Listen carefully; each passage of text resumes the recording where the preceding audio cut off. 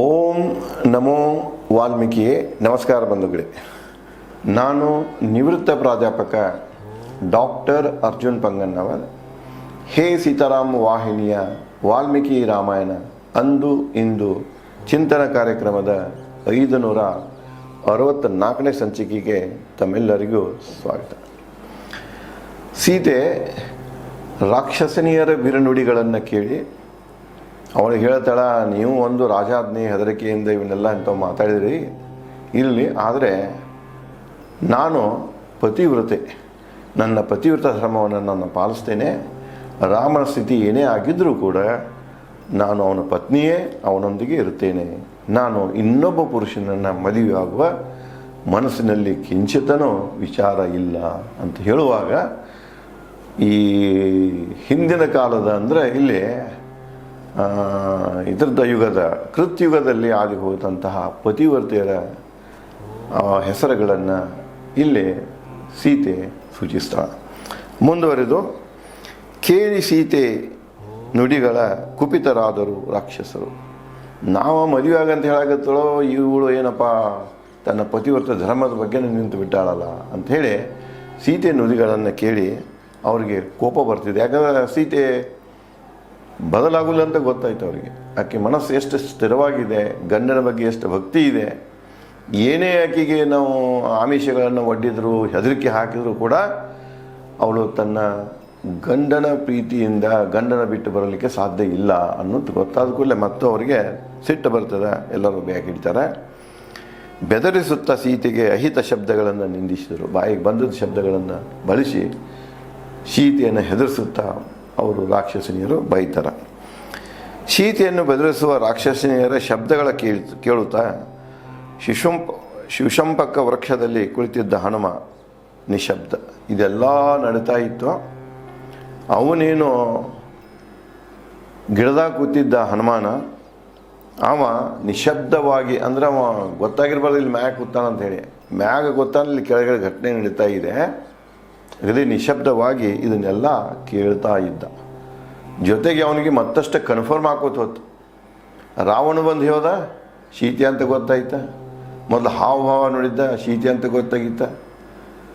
ನಂತರ ಆಕೆ ಮೈಮ್ಯಾಗಿಂದ ಉಡುಪುಗಳು ಯಾವ ರಾಮ ಹೇಳಿದ್ದ ಒಂದು ಲಕ್ಷಣಗಳು ನೋಡ್ತಾನೆ, ಅದು ಸೀತೆ ಅಂತ ಗೊತ್ತಾಗ್ತದೆ. ಇವರೆಲ್ಲ ನೋಡಬೇಕಾದ್ರೆ 100% ಸೀತೆ ಅಂತ ಅವನಿಗೆ ಗೊತ್ತಾಯ್ತು. ಇದನ್ನೆಲ್ಲ ಈ ಘಟನೆಗಳನ್ನೆಲ್ಲ ಮೂಕ ಪ್ರೇಕ್ಷಕನಾಗಿ ಶಬ್ದ ಮಾಡದೆ ನಿಶಬ್ದವಾಗಿ ಕೂತ ಹನುಮಂತ ಗಿಡದಲ್ಲಿ ಕೂತ ಕೇಳ್ತಿರ್ತಾನೆ. ವಿಕಾರ ದೇಹದ ರಾಕ್ಷಸರ ಬೆದರಿಕೆ ಶಬ್ದಗಳಿಗಂಜಿ ಕಂಪಿಸುತ್ತಿದ್ದಳು ಸೀತೆ ಎಲ್ಲ ದಿಶೆಯಲ್ಲಿ. ಇವರೇನು ದರ್ಪದಿಂದ ಮಾತಾಡೋದು ಅದೆಲ್ಲ ನೋಡಿದ್ದಾಗ ಪಾಪ ಸೀತೆ ಏನು ಮಾಡ್ತಿದ್ದಾಳೆ ಅಂದ್ರೆ ಒಂದು ನಮನೆ ನಡುಕು ಹುಟ್ಟಿತ್ತು ಅವಳಲ್ಲಿ, ನಡುಕ್ತಾ ಇದ್ದಳು. ಕೋಪದಿ ಕೊಡಲಿ ಹಿಡಿದ ರಾಕ್ಷಸಿ ನುಡಿದಳು. ಒಬ್ಬಾಕೆ ರಾಕ್ಷಸಿ ಏನು ಮಾಡ್ತಾಳೆ, ಆಯುಧ ಅಂದ್ರೆ ಆಕೆ ಕೊಡಲಿ ಆಯುಧ ಕೈಯಾಗಿ ಕೊಡಲಿ ಹಿಡ್ಕೊಂಡು ಹೇಳ್ತಾಳೆ ಆಕೆ, ಈ ಹೆಣ್ಣು ಅಯೋಗ್ಯಳು ರಾವಣನ ಪತ್ನಿಯಾಗಲು ಗರ್ಜಿಸಿಬಿಡ್ತಾಳೆ ಆಕೆ. ನಾವೆಲ್ಲ ಹೇಳಾಕತ್ತು ಕೇಳಾಗ್ತಾ ಇರಲಿಲ್ಲ, ರಾವಣನ ಹೆಂಡತಿ ಆಗಕ್ಕೆ ಈಕೆ ಯೋಗ್ಯಳಲ್ಲ ಅಂತ ಹೆದರಿಸಿಬಿಡ್ತಾಳೆ. ಅಳುತ್ತಾ ಸೀತೆ ಬಂದಳು ಶುಂಶುಪ ವೃಕ್ಷ ಬಳಿ. ಆಕೆ ಮಾತಿನ ಕೇಳ ಗದ್ದರಿಸಿದ ಎದ್ದು ಅಟ್ಕೋಂತ ಆಕೆ ಏನು ಮಾಡ್ತಾಳೆ, ಶುಂಶುಪ ವೃಕ್ಷದ ಬಳಿ ಬರ್ತಾಳೆ. ಬರುತ್ತಿದ್ದಂತೆ ಸೀತೆ ಮುತ್ತಿದರು ಶೋಕತಪ್ತ ಸೀತೆಯನ್ನು ರಾಕ್ಷಸರು. ಅಕ್ಕಿ ಆ ಗಿಡದ ಹತ್ತಿರ ಬರ್ತೇನೆ ಮತ್ತು ಅಕ್ಕಿ ಇವರೆಲ್ಲ ಸುತ್ತುವರೆದ ಕೂಡ್ತಾರೆ. ಭಯಾನಕ ರೂಪದ ರಾಕ್ಷಸಿ ವಿನಿತಾ ಕೋಪದಿ. ಅತ್ರಾಗ ಒಬ್ಬಕ್ಕಿ ವಿನಿತಾ ಹೆಸರಿನ ರಾಕ್ಷಸಿ ಇರ್ತಾಳೆ. ಅವಳು ಕೋಪದಿಂದ ಡೊಳ್ಳು ಹೊಟ್ಟೆಯೊಂದಿಗೆ ಸೀತೆಗೆ ನುಡಿದಳು. ಹೊಟ್ಟೆ ಒಂದು ಡೊಳ್ಳು ಹೊಟ್ಟೆ ಇರ್ತದೆ ದೊಡ್ಡದ, ಅದನ್ನು ಅಗದಿ ಸಿಟ್ಟಿನಿಂದ ಬಂದಾಕೆ ಸೀತೆಗೆ ಹೇಳ್ತಾಳೆ. ಏನಂತಾಳಂದ್ರೆ, ಓ ಸೀತೆ, ಸಾಕು ನಿನ್ನ ಪತಿ ನಿಷ್ಠೆ.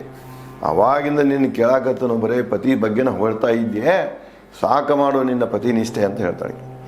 ಯಾವುದೇ ಅತಿಯಾದಾಗ ಅದು ವಿಷವಾಗುವುದು. ಇದು ನೋಡಿ ಸರ್ವಕಾಲಿಕ ಸತ್ಯ. ನೀವು ಏನೇ ಅಕ್ಕಿ ಬಳಸುವಂತಹ ಸಂದರ್ಭ ರಾಂಗ್ ಇದೆ. ಯಾಕೇನೇ ಹೇಳ್ತಾಳೆ, ಪತಿವರ್ತಿ ಅಂತ ನೀವು ಹೊಂಟೆ ಅಂದ್ರೆ ಹಾಳಾಗಿ ಹೋಗ್ತೀಯಾ. ಅತಿ ಪತಿವ್ರತೆ ಪತಿ ನಿಷ್ಠೆ ಕೂಡ ವಿಷಕಾರಿ ಆಗ್ತಿದೆ ಅಂತ ಹೇಳ್ತಾಳೆ. ಅವಳು ಹೇಳ್ತಾಳೆ, ಅದರ ಸಂದರ್ಭಕ್ಕೆ ಆಗಲ್ಲ. ಇದು ಏನು ಹೇಳ್ತಿದೆ ಅಂದರೆ, ಯಾವುದೇ ಅತಿಯಾದಾಗ ಅದು ಕೂಡ ವಿಷ ಆಗ್ತದೆ. ಹಾಲು ಅತಿಯಾದಾಗ ವಿಷ ಆಗ್ತದೆ, ಊಟ ಅತಿಯಾದಾಗ ವಿಷ ಆಗ್ತದೆ, ನೀರು ಅತಿಯಾದಾಗ ವಿಷ ಆಗ್ತದೆ. ಅಂದರೆ ಒಂದು ಬ್ಯಾಲೆನ್ಸ್ ಇರಬೇಕು. ಬ್ಯಾಲೆನ್ಸ್ ಡೈಟ್ ಇರಬೇಕು. ಏನೇ ಇರಬೇಕಾದ್ರೆ ಬದುಕಿನಾಗ ಸಮತೋಲಿತ ಇರಬೇಕು. ಎಲ್ಲನೂ ಸಮತೋಲಿತವಾಗಿ ತೊಗೊಂಡು ಹೋದಾಗ ಮಾತ್ರ ಸರಿ ಹೋಗ್ತಿದೆ. ಯಾವುದೇ ಒಂದು ಹೆಚ್ಚಾಗ್ತಂದ್ರೆ ಸಂಪತ್ತು ಸಮತೋಲಿತ ಇರಬೇಕು. ಅವಶ್ಯಕತೆಗಿಂತ ಅಧಿಕವಾಗಿ ಸಂಪತ್ತು ಬೆಳೀತಂದ್ರೆ ಆ ಸಂಪತ್ತು ಕೂಡ ನಿಮ್ಮ ನಾಶಕ್ಕೆ ಕಾರಣವಾಗ್ತಿದೆ, ಅದು ಕೂಡ ನಿಮಗೆ ವಿಷ ಆಗ್ತಿದೆ.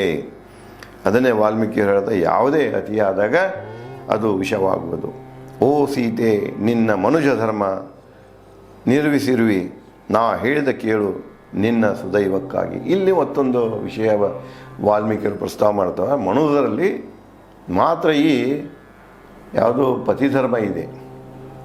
ರಾಕ್ಷಸನಿಯರಲ್ಲಿ ಹಾಗಿಲ್ಲ. ಅವ್ರು ಯಾರು ಬೇಕಾದ್ರೂ ಮಾಡ್ಕೋಬೋದು, ಯಾರು ಬೇಕಾದ್ರೂ ಬಿಡ್ಬೋದು. ಇವತ್ತಿನ ಅಮೇರಿಕ ಒಂದು ವ್ಯವಸ್ಥೆ ಇದ್ದಂಗೆ. ಅಮೇರಿಕಾದಾಗ ಇದೆ ನೋಡಿ, ಹೆಣ್ಮಕ್ಳಿಗೆ ಒಂದು ಸ್ವಾತಂತ್ರ್ಯ ಇದೆ. ಬೇಕಾದ್ರೆ ಮದುವೆ ಆಗ್ಬೋದು, ಬೇಡತ್ತ ಅದೇ ಕ್ಷಣ ಬಿಟ್ಟು ಬಿಡ್ಬೋದು. ಅಲ್ಲಿ ಒಬ್ಬನ ಮದುವೆ ಮಾಡ್ಕೊಂಡು ಸಾಯ್ತನಕ ಇರಬೇಕು ಅನ್ನೋದಿಲ್ಲ. ಅವ್ರಿಗೆ ವಿಚಿತ್ರ ಅನಿಸ್ತದೆ. ಭಾರತದಾಗ ಒಂದು ಸಲ ಮದುವೆ ಆದರೆ 50-60 ವರ್ಷ ಗಂಟಲೆ ಜೊತೆಯಾಗಿ ಹೆಂಗೆ ಉಳಿತಾರೆ ಇವರು. ನಾವು ಒಂದೊಂದು ವರ್ಷ 2 ವರ್ಷ ಒಂದೇ ತಿಂಗಳದಾಗ ಉಳಿಯೋಕ್ಕಾಗೋದಿಲ್ಲ. ಈಗ ಅದು ನಮಗೆ ಬಂದಿದೆ ಭಾರತದಲ್ಲಿ. ಈಗ ನೋಡ್ತಾ ಇದ್ದೆ ನಾವು IT ಕ್ಷೇತ್ರದಲ್ಲಿ ಏನು ಇವರು ಮದುವೆ ಆಗ್ತಾರಲ್ಲ, 1 ದಿವಸ 2 ದಿವಸಕ್ಕೋ 3 ದಿವಸಕ್ಕೋ ವಿಚ್ಛೇದನಕ್ಕೆ ನಿಲ್ತಾರೆ. ಅದಕ್ಕೆಲ್ಲ ಬ್ರೇಕಪ್ ಅಂತ ಹೊಸ ಶಬ್ದನ ಕಳ್ಕೊಂಡು ಮಾಡ್ತಾರೆ. ಅದು ಅಮೇರಿಕ ಸಂಸ್ಕೃತಿ ಇಲ್ಲಿ ಬಂದುಬಿಟ್ಟಿದೆ. ಈ ಸಂಸ್ಕೃತಿ ಏನಿತ್ತಲ್ಲ, ಬ್ರೇಕಪ್ ಸಂಸ್ಕೃತಿ ಅಥವಾ ಗಂಡನ ಬದಲಿಸುವಂಥ ಸಂಸ್ಕೃತಿ, ಇದು ರಾಕ್ಷಸ ವಂಶದಲ್ಲಿತ್ತು, ಮಾನವದಲ್ಲಿ ಇರಾಕಿಲ್ಲ. ಅದನ್ನೇ ರಾಕ್ಷಸ ಹೇಳ್ತಾಳಕ್ಕೆ. ಒಬ್ಬ ಗಂಡನ ಮ್ಯಾಗ ಬದುಕೋದು, ಬಾಳೆ ಮಾಡಿ ಪತಿವರ್ತನೆ, ಇದೆಲ್ಲ ಏನು ಮೌಲ್ಯಗಳದವಲ್ಲ, ಇವು ಮಾನವರಲ್ಲಿ ಮಾತ್ರ ಅದಾವ, ನಮ್ಮಂಥವ್ರು ಇಲ್ಲ ಅಂತ ಹೇಳ್ತಾಳೆ. ಮಾನವರಲ್ಲಿ ಇವೆ. ನಾ ಹೇಳಿದ ಕೇಳು ನಿನ್ನ ಸುದೈವಕ್ಕಾಗಿ. ಅದನ್ನು ಮಾನವ ಧರ್ಮದ ಈ ಪತಿ ನಿಷ್ಠೆಯನ್ನು ಬಿಟ್ಟುಬಿಡು, ಪತಿವ್ರತೆ ಬಿಟ್ಟುಬಿಡು.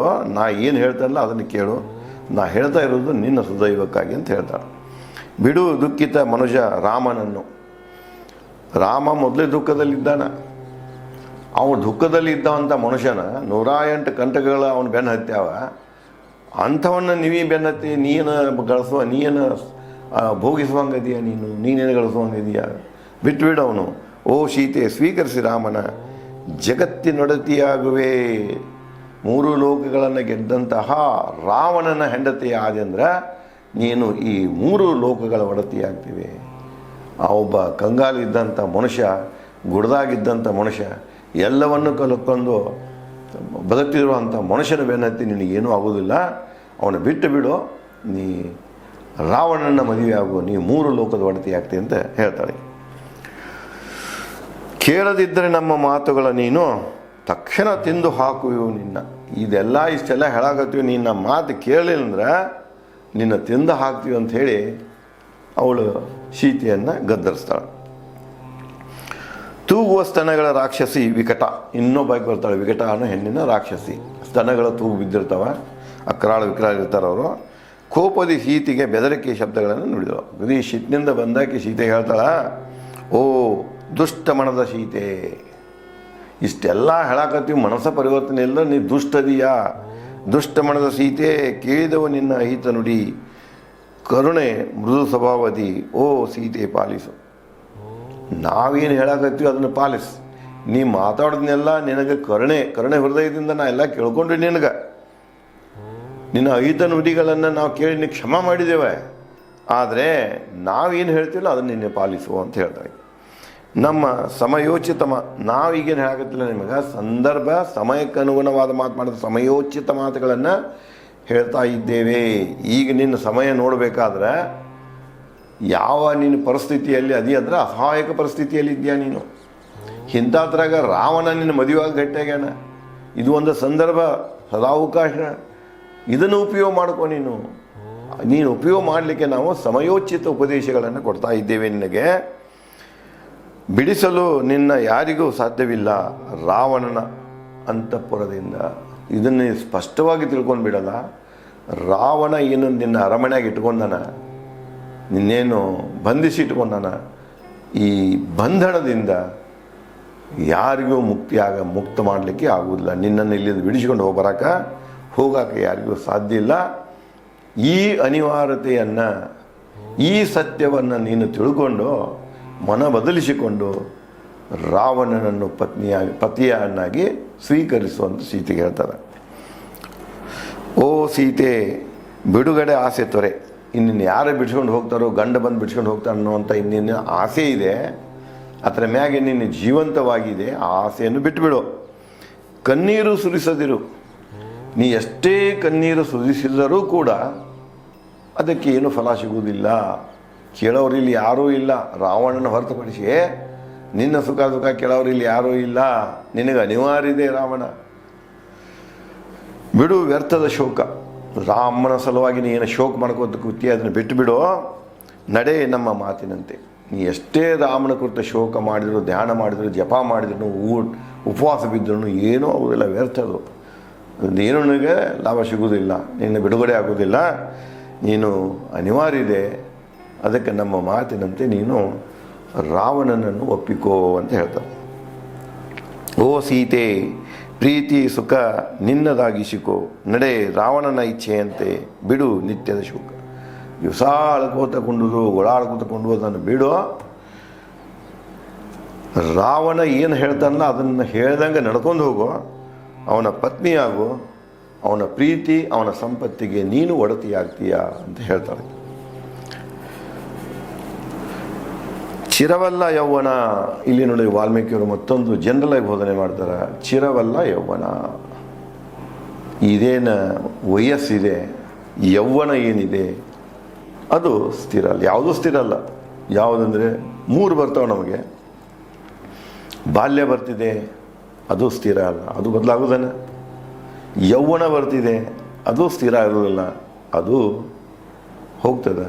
ಮುಪ್ಪು ಬರ್ತದೆ, ಅದು ಸ್ಥಿರ ಅಲ್ಲ, ಅದು ಒಂದು ದಿವಸ ತೊಗೊಂಡು ಹೋಗ್ತಿದೆ ಕೊನೆಗಳಿಗೆ. ಅದಕ್ಕೆ ಇಲ್ಲಿ ಇರುವಂಥದ್ದು ಯಾವುದೂ ಸ್ಥಿರವಲ್ಲ. ನೀಗ ಯುವತಿಯಾಗಿದ್ದೀಯಾ ಅಂದ್ರೆ ಅವಾಗ ಹೆಚ್ಚು ಕಡಿಮೆ ತಮಗೆ ಹೇಳೇನೆ ಹಿಂದೆ 24-25 ವರ್ಷದ ಯುವತಿ ಸೀತೆ. ಅದನ್ನೇ ಹೇಳ್ತಾರೆ, ನಿನ್ನ ಯುವ ಇದೆ, ಈ ಯೌವನ ಇದೆ. ಈ ಯೌವನ ಚಿರವಾಗಿ ಉಳಿಯೋದಿಲ್ಲ. ಕಾಲ ದಿವಸ ಹೋದಂಗ ನಿನ್ನ ಯೌವನ ಕಡಿಮೆ ಆಗೋದು ಹೋಗ್ತಿದೆ, ಮುಪ್ಪಡರ್ತಾ ಹೋಗ್ತಿದೆ. ಈ ಯೌವನ ನಿನಗೆ ಉಳಿಯೋದಿಲ್ಲ. ಚಿರವಲ್ಲ ಯೌವನ. ಇರುವವರೆಗೆ ಆನಂದಿಸು. ಎಲ್ಲಿ ತನಕ ನಿನ್ನಲ್ಲಿ ಯೌವನ ಇದೆ, ಆ ಯೌವನದ ಆಶೆಗಳನ್ನು ಹಿಚ್ಕಾಗಿ ಹೋಗಬೇಡ. ನೀನು ಯೌವನವನ್ನು ಸರಿಯಾಗಿ ಆನಂದಿಸು ಅಂತ ಹೇಳ್ತಾರೆ. ಓ ಮಾದಕಾಕ್ಷಿ ಸೀತೆ. ಆಕೆ ಕಣ್ಣುಗಳನ್ನು ಆ ರಾಕ್ಷಸ ಹ್ಯಾಂಗೆ ನೋಡ್ತಾರೆ, ಮಾದಕ ಕಣ್ಣುಗಳ ಕಾಣ್ತಿರ್ತಾವೆ. ಅಂತಹ ಕಣ್ಣಿನ ಸೀತೆಯೇ, ಇದನ್ನೆಲ್ಲ ಬಿಡೋ.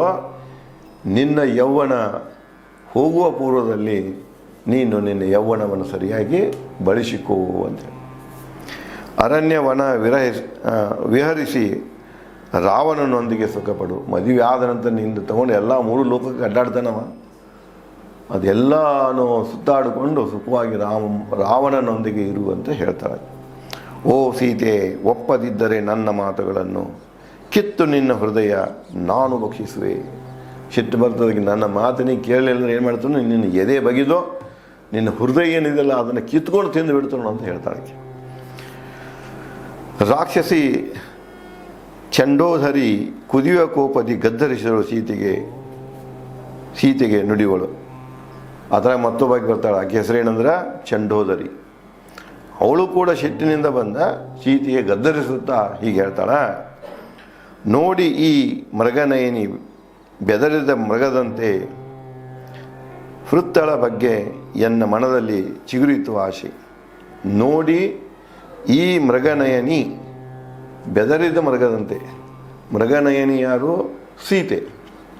ಆಕೆ ಹೆಂಗಾಗ್ಯಾಳಂದ್ರೆ ಹುಲಿ ಕಂಡ ಚಿಗುರಿಗತೆ ಆಗ್ಯಾಳ, ಜಿಂಕಿಗತೆ ಆಗ್ಯಾಳ. ಬೆದರಿದ ಮೃಗದಂತೆ. ಹುಲಿ ಕಂಡ ಕೂಡಲೇ ಯಾವ ರೀತಿಯಾಗಿ ಚಿಗುರಿ ಅಥವಾ ಜಿಂಕೆ ಬೆದರ್ತದಲ್ಲ ಹಂಗೆ ಕಾಣಿಸ್ತಾಳೆ. ಹೃತ್ತಳ ಬಗ್ಗೆ ಅಂದರೆ ಅಪಹೃತವಳು. ಅಪಹೃತ ಸೀತೆಯ ಬಗ್ಗೆ ಮನದಲ್ಲಿ ಚಿಗುರಿತು ಆಶೆ. ಅದಕ್ಕೆ ನಿನ್ನ ನೋಡಿ ನನಗೆ ಕನಿಕರ ಬಂತು, ನನ್ನಲ್ಲಿಯೂ ಮನಸ್ಸಿನಾಗ ಒಂದು ಆಶೆ ಹುಟ್ಟಿಕೊಂಡಿದೆ, ಅದನ್ನು ನಿನಗೆ ಹೇಳ್ತೇನೆ, ಕೇಳು ನನ್ನ ಮಾತನ್ನಂತ ಹೇಳಿ ಅವಳು ಸೀತೆಗೆ ಸಮಾಧಾನದ ಮನ ಪರಿವರ್ತನೆಯ ಮಾತುಗಳನ್ನು ಆಡಲಿಕ್ಕೆ ಶುರು ಮಾಡ್ತಾಳೆ. ಮುಂದೆ ಅವಳು ಏನು ಹೇಳ್ತಾಳೆ, ಸೀತೆಯು ಏನು ಉತ್ತರ ಕೊಡ್ತಾಳೆ, ಮತ್ತೇನು ಬೆಳವಣಿಗೆಗಳಾಗ್ತಾವೆ ಅನ್ನೋದನ್ನು ನಾನು ತಮಗೆ ಮುಂದಿನ ಸಂಚಿಕೆಯಲ್ಲಿ ಹಂಚಿಕೊಳ್ಳುತ್ತೇನೆ. ಧನ್ಯವಾದ.